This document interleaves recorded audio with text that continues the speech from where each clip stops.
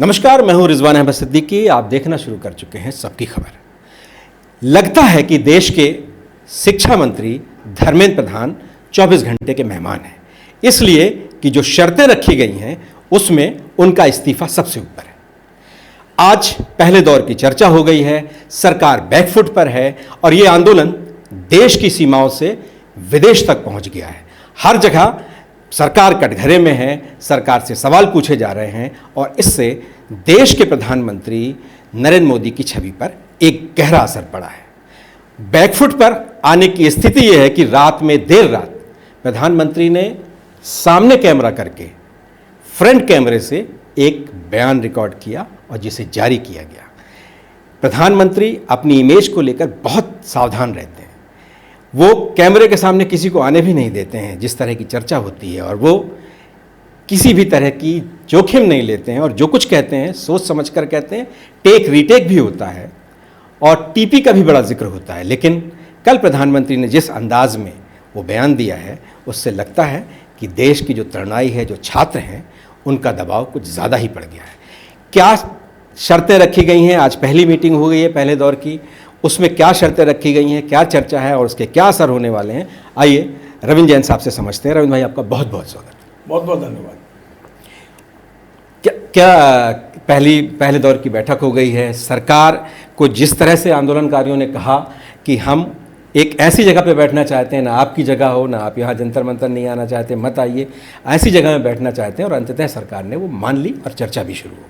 पहली बात मैं रिजवान भाई क्लियर कर दूं कि ये पहले दौर की बैठक नहीं थी। ये इस बैठक को हम दूसरी कह सकते हैं। उसका कारण है 20 जुलाई को जब संसद मार्च चल रहा था, तब भी जो जेपी नड्डा साहब हैं उन्होंने कांग्रेस पार्टी के दो नेताओं को बुला के बात की थी। हालांकि उस समय सरकार अहंकार में थी, घमंड में थी। सरकार ने इन दोनों को बुलाया, पुलिस वाले लेके गए, 2 घंटे इन्हें इंतजार कराया गया, फिर इनसे कहा गया आप क्या लिखित में लेके आए हो, फिर इन्होंने लिखित पर चिट्ठी दी, तो बड़ा वो एक अपमानजनक स्थिति थी। लेकिन आज की चर्चा सम्मान के साथ थी। आज की चर्चा कॉन्स्टिट्यूशनल क्लब जो है उसमें बुलाई गई थी। सरकार की ओर से 2 मंत्री थे, कांग्रेस पार्टी की ओर से 2 नेता थे। जो वो मंत्री थे उनमें जेपी नड्डा और जितेंद्र सिंह थे, और इनकी ओर से जो थे उनका नाम है सौरभ दास और आशुतोष राका। ये दोनों पहुंचे थे। चर्चा अच्छी रही, इसमें कोई दो राय नहीं है, लेकिन बड़ा क्लियर मैं बता दूं, ये 3 मुद्दे लेके पहुंचे थे और साफ साफ कहा कि आपको चर्चा करना है तो करिए और नहीं करना है तो छात्र अपना आंदोलन जारी रखेंगे। चर्चा का पहला, जिसमें कोई निगोशिएशन नहीं होगा, वो है आप धर्मेंद्र प्रधान का इस्तीफा लीजिए। बड़ी बात रिजवान भाई आज की यह है कि सरकार इस मुद्दे पर, सरकार ने ये नहीं कहा कि हम आपकी बात नहीं मानेंगे। जेपी नड्डा साहब ने ये कहा है, जो खबरें बाहर निकल के आई हैं, कि हमें सोचने का वक्त दीजिए। अब सरकार, आप सोचिए, देश की बड़ी खबर, ब्रेकिंग खबर कह सकते हैं, सरकार धर्मेंद्र प्रधान के इस्तीफे पर सोचने लगी है, विचार करने लगी है कि क्योंकि अब ये जो आग है वो बढ़ती चली जा रही है। और मैं आपको बताऊं रिजवान भाई, हर क्षण, हर मिनट, हर सेकंड नरेंद्र मोदी की छवि डैमेज हो रही है। भारत सरकार कटघरे में आ रही है और आंदोलन तेजी से विस्तार बढ़ता जा रहा है। अब ये आंदोलन दिल्ली से निकलकर राज्यों में फैल गया, राज्यों के जिलों से निकलकर कस्बों में फैल रहा है। और सबसे बड़ी बात है कि सोशल मीडिया में नरेंद्र मोदी की छवि, आप कह सकते 2 कौड़ी की वाली है। बिल्कुल मैं कह रहा हूँ, शब्द का उपयोग कर रहा हूँ, हमारे प्रधानमंत्री की छवि 2 कौड़ी की। ऐसे ऐसे मीम्स बनाए जा रहे हैं जिसके कारण से हमें देख के अच्छा नहीं लगता कि हमारी दुनिया की प्रधानमंत्री कोई बीजेपी के नहीं है, देश के प्रधानमंत्री है, पर हो रहा है। अब मैं आपको बताता हूँ आज चर्चा पे ही, क्योंकि मूल प्रश्न आपका वही है। तो 3 मुद्दों पर रिजवान भाई बात हो गई है, 2 मुद्दों पर सरकार तैयार हो गई है और अच्छी बात है, अच्छी दिशा में चर्चा बढ़ रही है। पहला था धर्मेंद्र का इस्तीफा, जिसमें सरकार का कहना है कि हम कल तक जवाब देंगे। कल 3:30 बजे चर्चा फिर शुरू होगी। दूसरा विषय था कि जो विक्टिम्स हैं नीट एग्जाम के, यानी कि जो बच्चों ने सुसाइड कर लिया नीट कैंसिल होने के कारण, उन बच्चों के परिजनों को क्या मुआवजा दिया जाए, उस पर भी सरकार तैयार हो गई कि हम उस पर भी विचार कर लेते हैं। और तीसरा, इस जो आंदोलन चल रहा है, इस आंदोलन के दौरान जो 11 FIR की गई हैं, उन FIR को विड्रॉ किया जाए और बच्चों का जो घायल है उनका इलाज, ये सब जो है, इस पर भी सरकार सैद्धांतिक तौर पर सहमत हो गई है। अभी घोषणाएं नहीं हुई है। मुझे लगता है कि कल हो सकता है कि कुछ हो। फिलहाल ये 3 मांगों पर में से 2 मांगें मान ली गई हैं, 1 मांग पर कल तक का समय सरकार ने मांगा है। जी रंजन, क्या लगता है कि धर्मेंद्र प्रधान का इस्तीफा हो सकता है या देश को नया शिक्षा मंत्री मिल सकता है? विभाग बदल सकता है? देखिए अब तो 2 ही चारे हैं, या तो प्रधानमंत्री जी अपनी फजीयत करा लें या धर्मेंद्र प्रधान से इस्तीफा ले लें। एक बात जो मुझे पता चली है, हो सकता है गलत हो, मुझे वो जो अपना कानाफूसी से पता चली वो ये चली है, संघ के अंदर से ही निकल के आई है, बीजेपी के अंदर से। धर्मेंद्र प्रधान इस्तीफा ना देने पर, ऐसा नहीं कि धर्मेंद्र प्रधान अड़े हुए हैं, वो तो तैयार है। वो पीएमओ को कई बार कह चुके हैं, जिसको हम कहते हैं ना, वो अपने इस्तीफे की पेशकश कर चुके हैं कि भाई मुझे कोई दिक्कत नहीं है, पीएम कहेंगे मैं 1 मिनट में दे दूंगा। लेकिन राजनाथ सिंह का वो इंटरव्यू आपको याद है, जिसमें वो बड़े अहंकार से कहते हैं ये नरेंद्र मोदी की सरकार है, इसमें इस्तीफे नहीं होते। अरे इसका मतलब वो ये कह रहे थे कि ये नरेंद्र मोदी की सरकार है, उसमें हम जिम्मेदारी नहीं लेते, हम चाहे कुछ भी हो जाए, देश गिर जाए, लुट जाए, पिट जाए, कुछ भी हो जाए। ये जो अहंकार है ना, मैं आपको बता दूं, बात धर्मेंद्र प्रधान के इस्तीफे की नहीं है, बात इस सरकार के अहंकार की है। और यदि धर्मेंद्र प्रधान का इस्तीफा नहीं होगा, नरेंद्र मोदी सरकार के अहंकार का इस्तीफा होगा। तो मुझे लग रहा है कि कल इस्तीफा होगा। धर्मेंद्र प्रधान को कोई ऐसा तरीका, सरकार 24 घंटे माथा पर्ची करेगी, क्या करें कैसे करें, और फिर अंततः होगा वही जो, क्योंकि अब जो आक्रोश है, वो आक्रोश का जो थर्मामीटर है वो जो है ना ऊपर निकल गया है, 7वें आसमान पे है। और अब प्रधानमंत्री जी की छवि प्रतिदिन हर क्षण जो खराब हो रही है। और दूसरा एक बात और है रिजवान भाई जी, भारतीय जनता पार्टी ने 12 साल नैरेटिव पर निकाल दिए, राम मंदिर, ये वो, पाकिस्तान, हिंदुस्तान, हिंदू मुसलमान सब पे निकाल दिए। पहली बार ऐसा हो रहा है, इनका कोई नैरेटिव काम नहीं आ रहा। ये दो फिल्मी कलाकारों को उठा के लाए थे, देशद्रोही भी काम नहीं आया। हाँ, देशद्रोही कह लिया, पाकिस्तानी कह लिया, चाइनीज कह लिया। अब कल्पना करिए कि सोनम वांगचुक को कल तक ये लोग सारे के सारे लोग कह रहे देशद्रोही है, ये चाइना का एजेंट है, और आज प्रधानमंत्री ट्वीट कर रहे हैं कि सोनम जी आपका स्वास्थ्य ठीक हो जाए जी। क्या है तमाशा? आपने जो नैरेटिव बनाए हुए थे, आज नैरेटिव की राजनीति खत्म कर दी। इन बच्चों ने घर से निकलकर भारतीय जनता पार्टी के सारे नैरेटिव खत्म कर दिए। मैं जो बता रहा था कि कल इनने झाड़ फूंक के 2 फिल्मी कलाकार निकाले थे, अनुपम खेर और वो मनोज मुंतशिर, उन दोनों को भी नकार दिया पब्लिक ने। बल्कि एक मुहिम चली थी कल, बाइकाट अनुपम खेर की, जो है ना, अब क्या सर लो, हवा निकल गई पूरी तरह से। जी ये दोनों लोगों की बातें हम लोगों ने अपने अपने सोशल मीडिया पे भी शेयर की है। और जब हमने शेयर की तो रविंद्र भाई एक भी इनके पक्ष में बोलने को तैयार नहीं था। और क्या गंदी बातें लोगों ने इनके बारे में, कितने कटाक्ष किए, किस तरह से सख्त भाषा में लोगों ने कहा है। तो ये एक ट्रेंड सेट होता जा रहा है। रविंद्र भाई, यही बैठकर हम लोगों ने चर्चा की थी कि अभिजीत दिपके को भारत आना है और किस तरह से होगा। हम लोगों ने चर्चा की थी कि लोग आएंगे, इकट्ठे होंगे, लेकिन 4-5 हज़ार लोग इकट्ठे हो जाएं या इस तरह के, और हुआ भी उस दिन तो इसी तरह से लोग इकट्ठे हुए थे। लेकिन धीरे धीरे ये कारवां इतना बड़ा होता चला गया, और जिसका अंदाज़ सरकार को ही नहीं लगा। सरकार बहुत ढेर सारी चीज़ों का अंदाज़ लगा लेती है, लेकिन इसका अंदाज़ नहीं लगा। धीरे धीरे संख्या बढ़ती चली गई, और इन नौजवानों ने, जिन्हें देशद्रोही कहा गया, जिन्हें विदेशी फंडिंग से खड़ा किया आंदोलन कहा गया, और सब कुछ कहा गया, दुनिया भर के नैरेटिव सेट करने की कोशिश की गई, जो आप कह रहे हैं। लेकिन अंततः सारी चीज़ें ध्वस्त हो गईं, और वो एक ऐसी जगह बन गई जिसने इतने दिनों तक, ये 12 साल जिस तरह की सियासत की थी, उस सियासत का जवाब दिया उसने। क्या हिंदू, क्या मुसलमान, क्या युवा, क्या बूढ़ा, क्या जवान, हर तरह का आदमी वहाँ पहुँचा। जो इस आंदोलन में शामिल नहीं भी होना चाहते थे, वो भी शामिल हुए। विपक्ष ने एक दूरी बना कर रखी थी। सरदारों का जी उल्लेख जरूर करना चाहिए। मैं बताऊं, वो लंगर चला रहे हैं जी, उन्होंने गुरुद्वारे खोल दिए हैं अपने।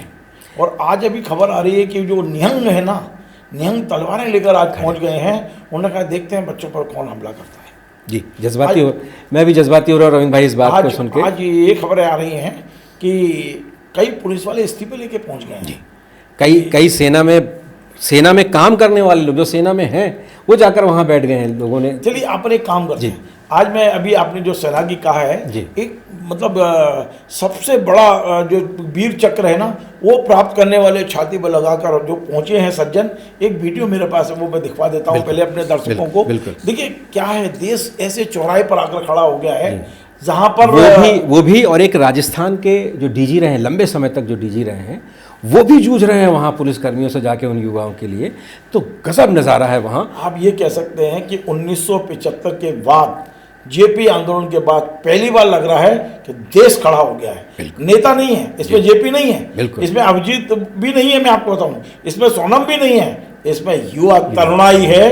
तरुणाई ने करवट ली है सरकार की, मतलब कब भी छूट गई है सरकार को। बिल्कुल, एक बार वो वीडियो दिखा दीजिए। मैं बिल्कुल ये वीडियो दिखाता हूं आपको। ये देखिए कितनी गुस्सा है सैनिकों के अंदर, और ये वाकई असली हीरो यही है हमारे। देखिए आप। और क्या होता है वार में, लड़ाई में क्या होता है, लोग मरते हैं, तो वो तो बगैर लड़ाई के मर रहे हैं, तो उसका कोई जवाबदार होना चाहिए, उसके लिए कोई अकाउंटेबिलिटी होनी चाहिए। या इनको देशद्रोही ना माने, इनके लिए काम करें, क्योंकि अगर इतने लोग देशद्रोही हैं तो फिर सिर्फ प्रधान साहब नहीं, फिर टॉप टू बॉटम सबको जो है अपना इस्तीफा दे देना चाहिए, अगर इतने गद्दार लोग देश में हैं तो। मैं हूँ कर्नल R.K. शर्मा। I served in the Indian army for 38 years.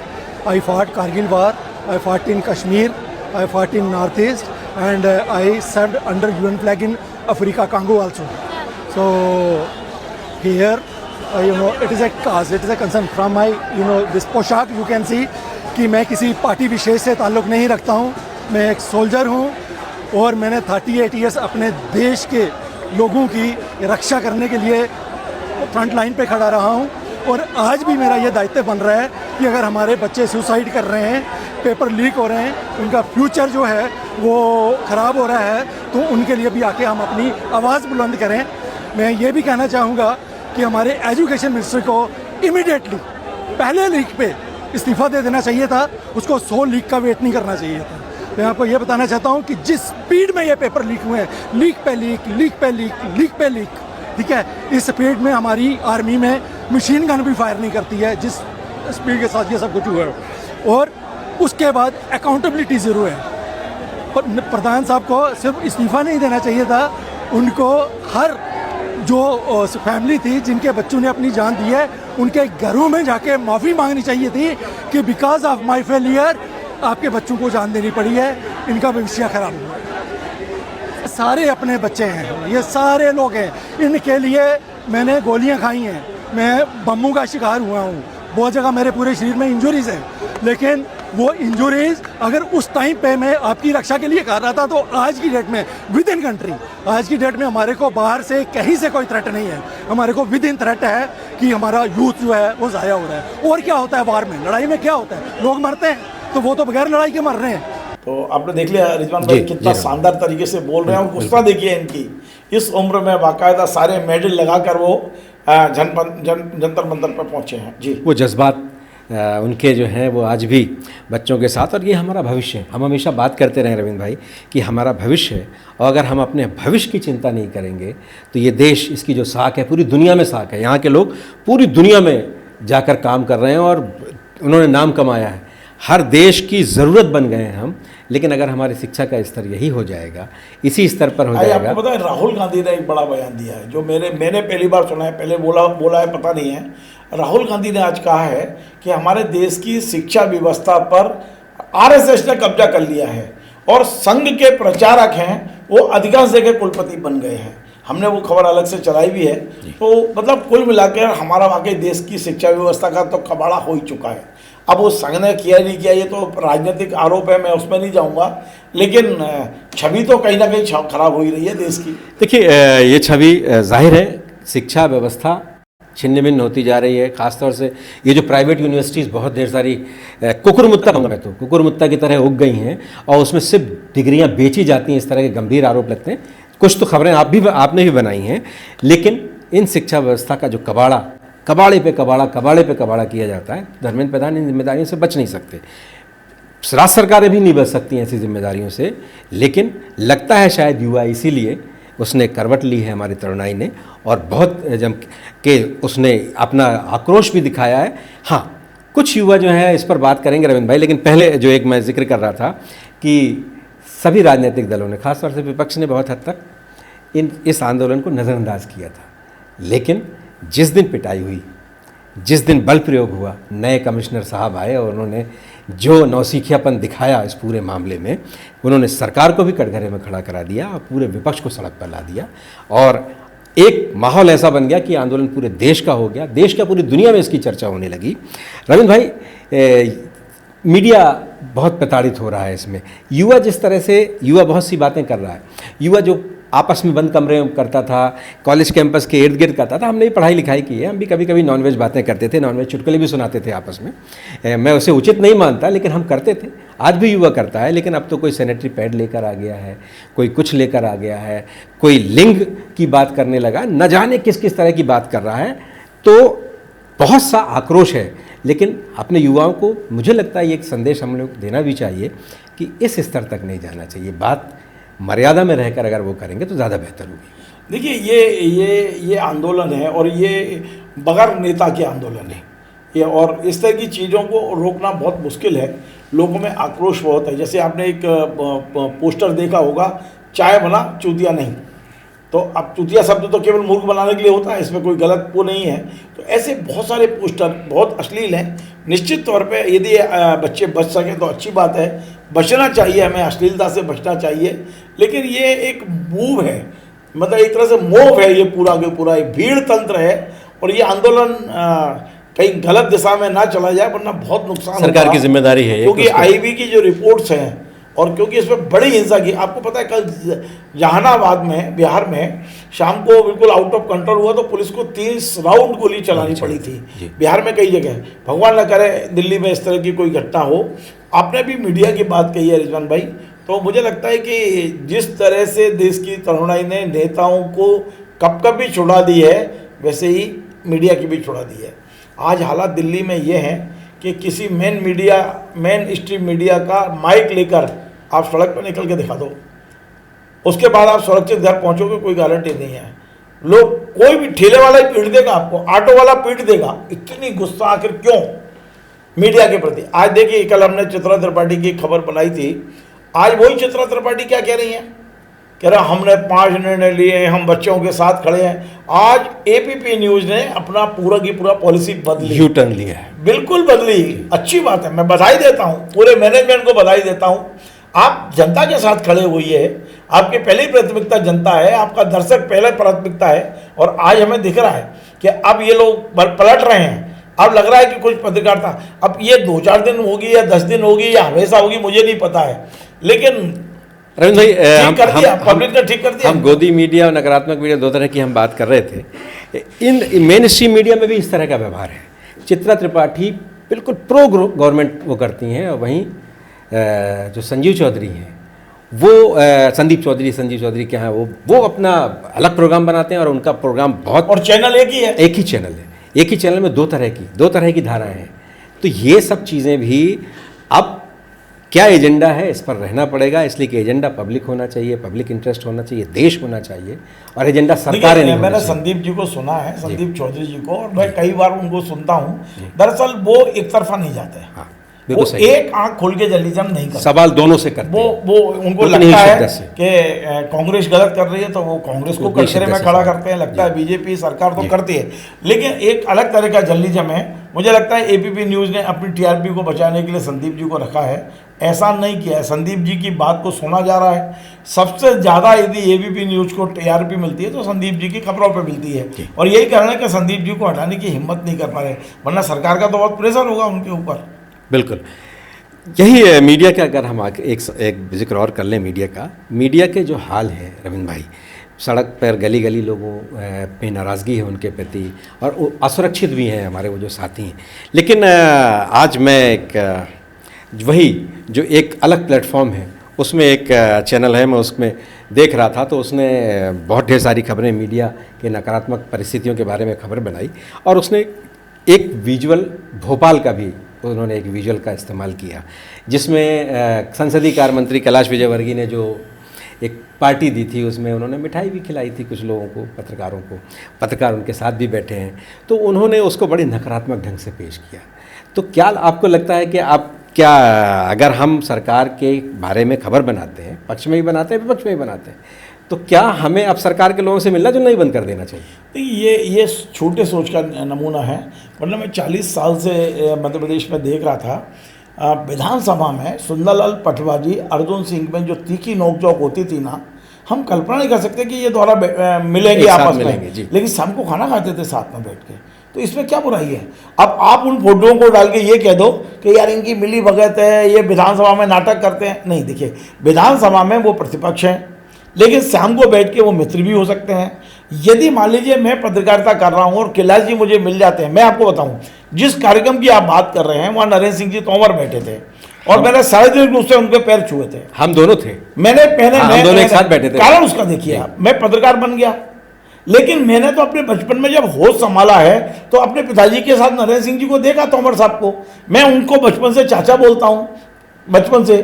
तो आज मैं पत्रकार हो गया और वो विधानसभा स्पीकर या राजनेता हो गए, तो क्या मेरे वो संबंध मर गए, खत्म हो गए? मैं हालांकि मैं बहुत ज़्यादा सार्वजनिक कोशिश नहीं करता हूँ, लेकिन वो मेरे को भतीजा मानते हैं, मैं उनको चाचा में बोलता हूँ और मैं उनके चरण स्पर्श करता हूँ, इसमें क्या बुराई है? तो ये जो सोच है ना, ये बहुत छोटा सोच है। यदि कैलाश विजयवर्गीय ने किसी पत्रकार के मुंह में मिठाई डाल दी तो इसका मतलब ये नहीं हो कि वो उस पत्रकार को खरीद लिया। और हमने तो कहीं, आपको मालूम है, हम दोनों ने खा के आते हैं, उसको उधेड़ देते हैं। हम दोनों ने उनके साथ हम बैठते भी हैं, उस दिन भी हम पार्टी में उनके साथ उधेड़ते भी हैं। भुट्टा पार्टी में हम दोनों थे, हमने भुट्टे खाए, लेकिन उसके पहले भी हमने न जाने कितनी खबरें बनाई हैं उनके बारे में। और ख़ास तौर से भागीरथपुरा जो है, एनडीटीवी के रिपोर्टर के साथ जो कुछ हुआ उसको एनडीटीवी ने पहले उठाया, उसके पहले हमने उठा लिया था। और हमने, उन्होंने कैलाश जी ने एनडीटीवी के पत्रकार से बदतमीजी की थी, उसको एनडीटीवी पे चलने से पहले हमने पर चली है, आज भी आप चेक कर सकते हैं। बिल्कुल, हमने उठाया उसको।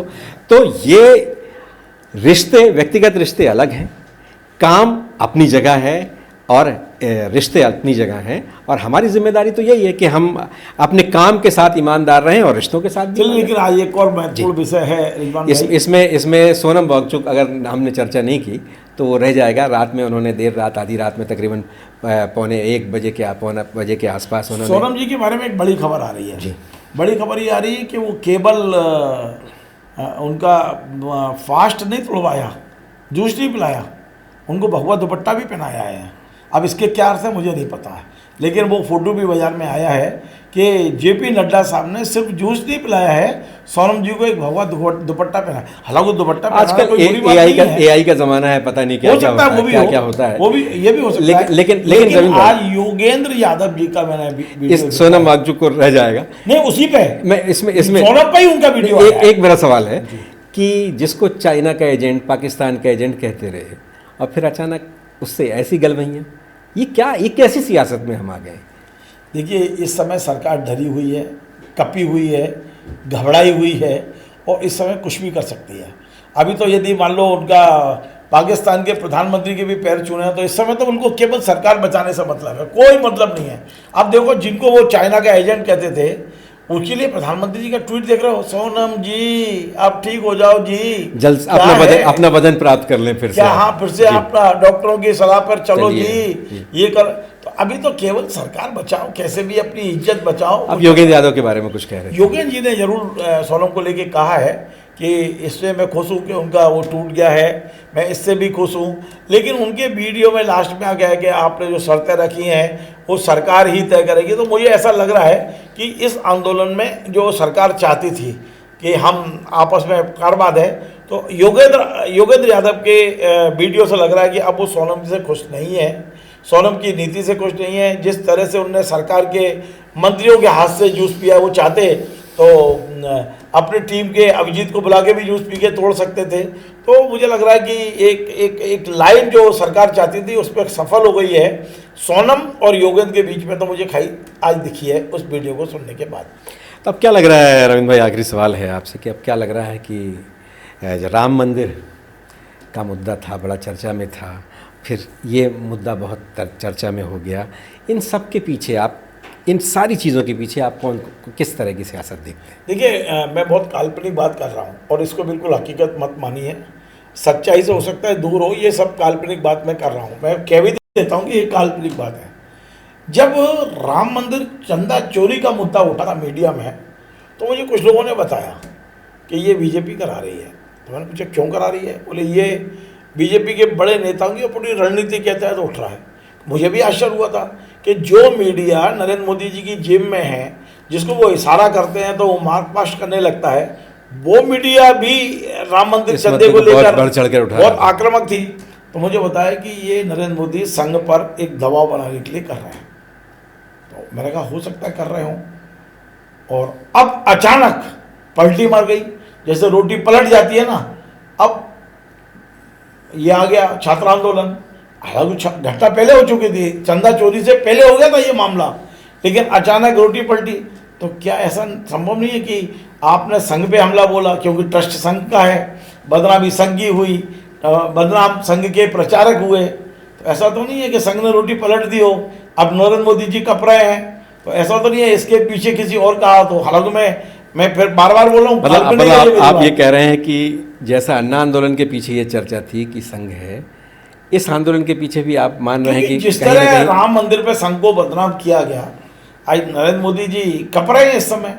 एक इतना पावरफुल नेता, विश्व गुरु, हालत खराब है। आज उनका जो वीडियो मैंने देखा तो बॉडी लैंग्वेज देखी तो मुझे डर लग रहा है कि हमारे प्रधानमंत्री को क्या हो गया भाई, एक शेर जैसा प्रधानमंत्री आज क्या हो गया। खैर, लेकिन ये भी एक चर्चा है। एक और अंतिम बात मैं आपको बताता हूँ, इस पूरे आंदोलन की जो खासियत है, भारतीय जनता पार्टी के पूर्व राष्ट्रीय अध्यक्ष मुरली मनोहर जोशी खुल के आ गए बच्चों के हित में। अब वो शिक्षा मंत्री भी थे, मानव संसाधन मंत्री। जी। दूसरा बड़ी बात, मध्य प्रदेश भारतीय जनता पार्टी के पूर्व अध्यक्ष वी.डी. शर्मा की पत्नी स्तुति शर्मा आज खुल के आ गई। इसके अलावा छुपे छुपे कई लोग कर रहे हैं। फडणवीस जो है ना, देवेंद्र फडणवीस, उनकी बेटी का भी सुना है, मैंने देखा नहीं है लेकिन मैंने सुना है कि वो भी खुल के आ गई हैं। एक उद्योगपति हैं कुमार बिरला, उनकी बेटी खुल के आ गई हैं। धीरे धीरे देश इन बच्चों के साथ खड़ा हो रहा है और सरकार उतनी ही बुरी तरह से कांप रही है। संघ और बीजेपी में भी कहीं ना कहीं इसे लेकर बच्चों के प्रति सहानुभूति दिख रही है। रविंद्र भाई, संघ का जिक्र हुआ, अन्ना आंदोलन का जिक्र हुआ, अन्ना भी धरने पर बैठ गए हैं इस मामले में बहुत दिनों बाद, आपने सुना है? नहीं, मेरी जानकारी। अन्ना भी धरने पर बैठ गए हैं इस मामले पे, इन बच्चों के समर्थन में। ये तो लोग गालियाँ देने इसलिए बैठ गए होंगे बेचारे वो। अब उनकी उम्र हो गई, उनको नहीं करना चाहिए। मैं उनको समझा रहा हूँ अभी अपने चैनल के जरिए कि दादा आराम करो, अब आपकी बस की नहीं है। आपको जो एजेंडा मिला था वो आप पूरा कर गए हो, आपका काम हो गया है। अब ये नई रसीदें मत बनवाओ अपने नाम से। यदि अन्ना जी बैठे तो मैं प्रार्थना करूँगा हाथ जोड़ के, आराम करो, अब आपकी उम्र केवल भजन करने की है, आंदोलन करने की नहीं है। बिल्कुल रविंद्र भाई, आपने बहुत महत्वपूर्ण चर्चा हमारे साथ की, आपका बहुत बहुत धन्यवाद। तो आप देख रहे हैं कि कॉकरोच जनता पार्टी, जिसके लिए कहीं कोई फिनिट ला रहा था, कहीं कोई कुछ ला रहा था, कहीं कोई कुछ ला रहा था, और बहुत तरह के, कोई कविवार, कहीं कोई कुछ, कहीं कोई और, कहीं कोई और, कोई देशद्रोही कह रहा था तो कोई फॉरेन फंडिंग कह रहा था, और सब कुछ कहते कहते अंततः सरकार ने रिकॉग्नाइज़ कर लिया। एक मीटिंग पहले सरकार ने अपनी मर्ज़ी के हिसाब से की थी, लेकिन इस बार आंदोलनकारियों की मर्ज़ी से स्थान तय हुआ और 3 महत्वपूर्ण मुद्दे उसमें सामने लाए गए, और जिसमें तीनों पर कोई समझौता नहीं है, बिना शर्त इस पर चर्चा करने का उनका दबाव है, और उनकी यही मंशा है कि आंदोलन तब तक वो जारी रखेंगे। तो अब देखते हैं, देश को नया शिक्षा मंत्री मिलता है, इन्हें हटा दिया जाता है, इनसे इस्तीफ़ा ले लिया जाता है धर्मेंद्र प्रधान से, क्या होता है, मीडिया की जो हालात हैं, किस तरह की मीडिया, ख़ास तौर से मेन स्ट्रीम मीडिया किस दुर्दशा के दौर से गुजर रहा है, उसकी हमें चिंता भी होती है कि हम कभी उसका हिस्सा रहे हैं, आज भी उसका हिस्सा हैं, लेकिन क्या हमने इसी मीडिया में काम किया है? क्या ये वही मीडिया है जिसको हमने अपनी पूरी जवानी लगा दी थी, जिसके लिए क्या ये दुर्गति होनी थी? क्या ये दिन हमें देखने थे? बहुत तरह के सवाल हैं, मन बहुत दुखता भी है इससे, लेकिन देश का युवा जाग गया है। देश में, दिल्ली में ही नहीं, पूरे देश में और कहीं ना कहीं दुनिया में भी इस आंदोलन को समर्थन मिल रहा है। और प्रधानमंत्री ने आधी रात में जो संदेश दिया है, उसके कई संदेश छुपे हुए हैं, उसमें बहुत से संदेश हैं, और सरकार बैकफुट पे है। इस तरह की चर्चाएं बहुत ज़ोरों पर हैं। कुछ युवा अति उत्साह में अश्लील मीम्स भी बना रहे हैं, लेकिन मीम्स की बहुत चर्चा है, और इन सब चर्चाओं के बीच बिहार का जो आंदोलन है, एक जगह तो गोली चल गई, लेकिन बिहार में जो आंदोलन है जिसमें कोई कह रहा है कि टीयर गैस तो मंगवाइए, और फिर रेन डांस कर रहे हैं लोग, जैसे वाटर कैनन पे रेन डांस कर रहे हैं, इसके भी मीन बने और इस तरह की चर्चाएं लगातार हो रही हैं। और अब लगता है कि देश की शिक्षा व्यवस्था में कोई बड़ा सुधार होने वाला है, एक उम्मीद जागी है, और लगता है कि सरकार भी इस दिशा में अब युवाओं के इच्छा के हिसाब से, युवाओं की मांग के हिसाब से सोचने लगी है। देखते हैं आगे क्या होता है, हर धर्मता खत्म होती है या एक ऐसा निर्णय सामने आता है जो सबके लिए हो, देश हित के लिए हो। अगर आपको हमारे कार्यक्रम पसंद आए तो इसे आप लाइक कीजिए, कमेंट कीजिए, शेयर कीजिए और हमारे चैनल को सब्सक्राइब अवश्य कीजिए। धन्यवाद।